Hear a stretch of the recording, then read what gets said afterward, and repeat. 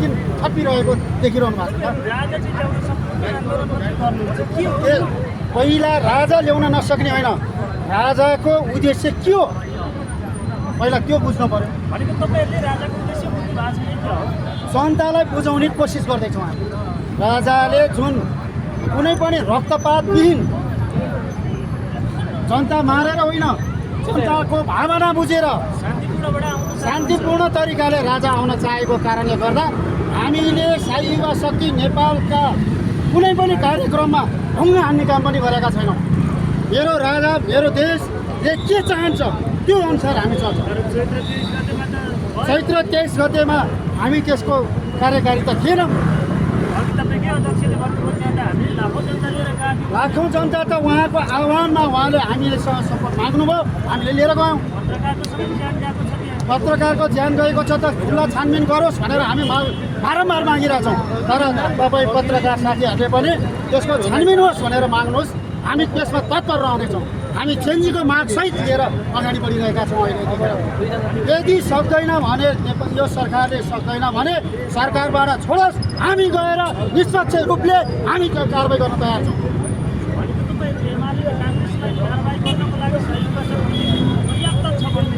मजासँग जसले गल्ती गर्छ त्यो मान्छे आफै चुक्छ, धेरै जम्मो चाहिँदैन।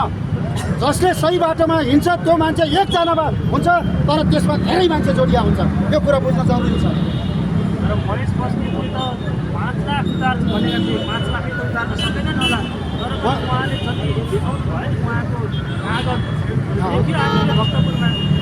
तपाईँहरूले तागत देख्नुभयो, तर मैले चाहिँ के तागत देखेँ केही दिन मेरो कार्यक्रम नुवाकोटमा थियो। मेरो नुवाकोट जस्तो ठाउँबाट बसमा 35वटा बस सानो ठुलो बसमा हालेर बलजगती कहाँ जाने भनेर थाहा छैन। तपाईँहरू मिडियामा सुनिरहेको छ। मैले एउटा लेडिजलाई सोध्दै हुनुहुन्थ्यो तपाईँ के को लागि अन्त खोइ हामीलाई त घुम्न भनेर लिएर आयो, हामी त गरेर हाँटेको छ। अब त्यस्तो खालको वातावरण हामीले गर्न चाहँदैनौँ।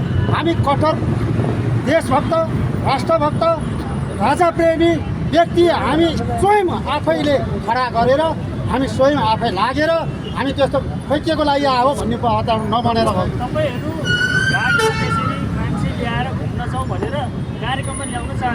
हामीहरू चाहँदैनौँ।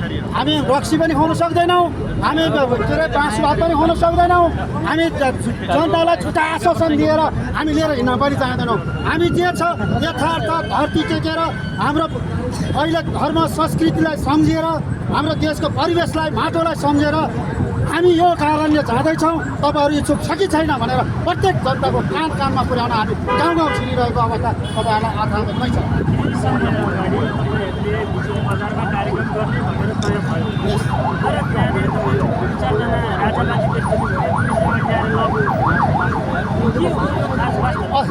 अचम्मको कुरो त तपाईँहरूलाई सर्वमिति थियो होला।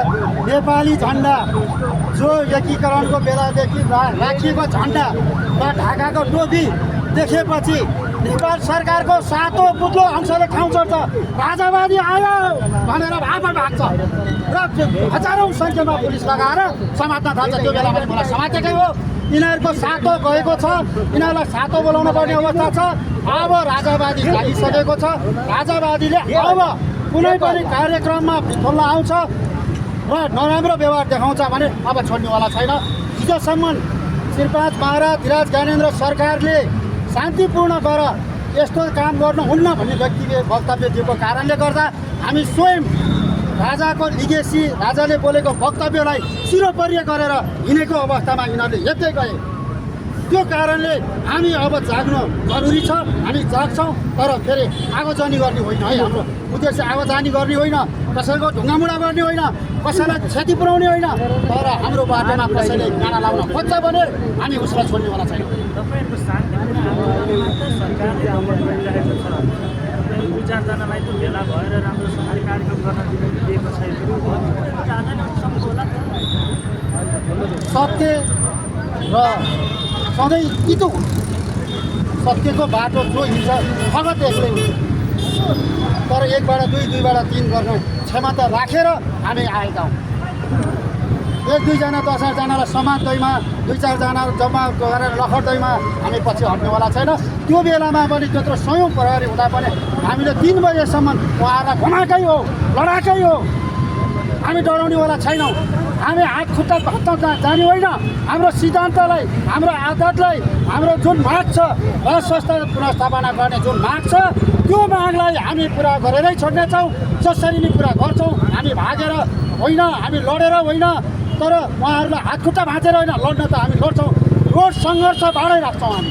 यदि उहाँहरूले त्यो चाहँदैनन् भने हामीले भनिराखेका छौँ अहिले संसद पुनर्गठन गर्ने कुरा आइरहेको छ, चुनावको कुरा आइरहेको छ।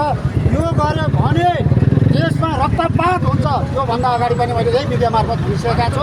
चुनाव पनि हुन दिनुहुन्न, संसद पुनर्स्थापना पनि हुन दिनुहुन्न। हुन हुँदैन। किन हामीले दिँदैनौँ भन्दा हाम्रो अधिकार हाम्रो अहिले यतिखेर नेपाली जनतामा छ।